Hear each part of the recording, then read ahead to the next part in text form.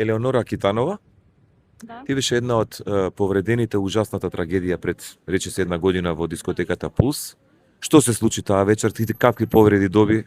Јас имав изгореници на левата рака и дел од лицето. Исто така бев на лекување во Хрватска, во Загреб. Таму бев околу 15 дена. Сум благодарна на државата затоа што брзо го организираше транспортот во странство за лекување. Исто така имав и брат во дискотеката. Исто и тој беше на лекување во Будимпешта, во Унгарија. Ви помогнаа брзо да излезете кога се почна пожарот да се случува? Јас излегов во последните.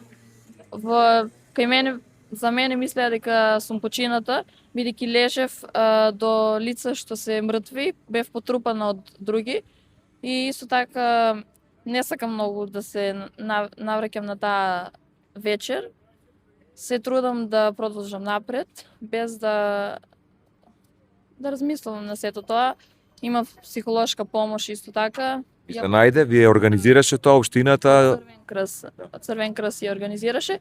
И исто така кога ми е потребно и сега ја посетувам кога имам потреба. Ти помогна таа психолошка помош, така? Веќе си друго лице во однос на таа вечер?